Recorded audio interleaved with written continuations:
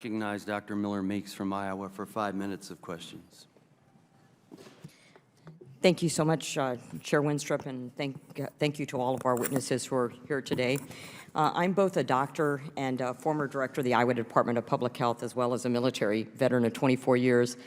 And like Dr. Metzl said, I have waited 3 years for this hearing. And I have, in fact, put people over politics and science over conspiracy. Our first inquiry on the Select Subcommittee on the Coronavirus Crisis, this is my 3rd year on this committee, was June 29th, 2021, on origins of COVID-19, and the only people that attended were Republicans. We had a press conference at that hearing, and I was concerned that the public and the press weren't conveying that it wasn't partisan in trying to determine origins. It was, in fact, of utmost importance, and importance not just to Americans, but to the international community. At that press conference on June 29th, 2021, I said, the reason we need to know the origins of COVID-19 is to prevent and prepare for the next pandemic. We need to know, one, there are immediate disclosure rules. There was not immediate disclosure of a virus that would lead to a worldwide pandemic. Immediate disclosure, and WHO has a vested interest in this and making sure there's compliance. Laboratory safety. It was known, even in the US, there are labs who have lab leaks. Laboratory safety, biosafety lab 4 work being done in a biosafety lab 2. It was known that this was occurring at the Wuhan Institute of Virology, so lab safety. And thirdly, and I think that Dr. Redfield has mentioned this, all of you have mentioned this, and that is the ethics of gain-of-function research or types of research. Often we as scientists get ahead of the ethics. But the ethics of types of research, and again, the international community has a vested interest in discussing and debating these topics. And I've published in journals before, peer-reviewed journals. I know how the editing and the peer review process works.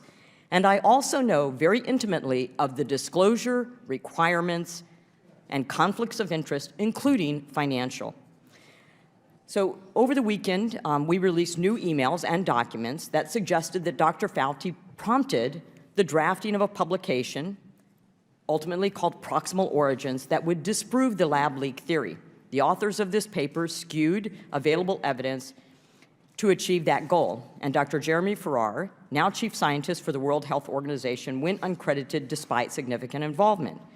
So are you all aware of these documents? You can just nod affirmatively. All of the witnesses except one have nodded yes. You know, many of you have been in journalism and in science writing for a long time. And so, Dr. Metzl, can you explain the process briefly, because I have little time, of drafting, editing, and reviewing a publication in a science magazine?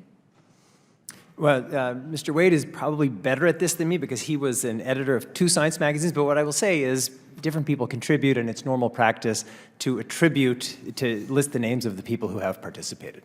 And then, Mr. Wade, given that acknowledgement, do you think it's important that there's proper crediting and acknowledging of authors? I think the question of who is or is not an author of a paper is somewhat loose. So many people interpret it different ways. There are things called honorary authorships where you talk to someone in an elevator and say, oh, I'll add you to my paper. It's not there are no hard and fast rules for who should be author of a paper. But if an individual is the genesis of that paper, do you think they should be acknowledged? Well, if they make some important intellectual contribution to it, they should. I don't know that Farrar did or was in a position to. All we know is that he suggested a minor editing change to the paper.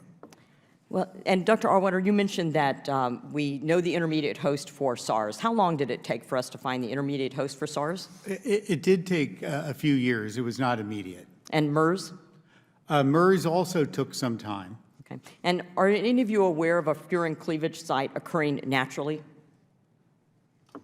Yes. Dr. Metzl, go ahead. Yeah, they occur naturally, but not in SARS-like viruses other than SARS-CoV-2.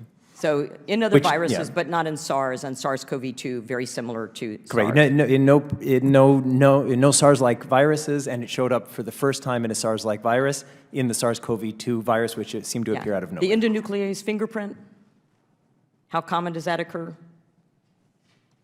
The repeating cycle, CG, GC, GG. The furin amino cleavage acids. site. Yeah. Yeah. That's So right. my point in that is that there is, as you said, Dr. Betzel, extraordinary circumstantial evidence that this came from a lab. I don't know why the authors didn't want to state this. They did not want to have the scientific conversation and dialogue, why they wanted to obfuscate and suppress the truth, or even have a debate about the origins of COVID-19. Was it for personal financial gain? Was it to hide U.S. financial interest into the Wuhan Institute of Virology indirectly? Was it to suppress the revelation that there was perhaps gain-of-function research that had been prohibited in the United States? Or were they concerned that a conspiracy would develop that it was bioterrorism? And I would state that their suppression and obfuscation has led to the exact mistrust and distrust and conspiracy theories that they may have tried to avoid. Thank you so much. I'm so delighted to have this hearing, and I think we will be able to get to the bottom of this, have an open dialogue. What they did is not science, and it will Madam's not time has prevent future expired. I pandemics. now Thank you. recognize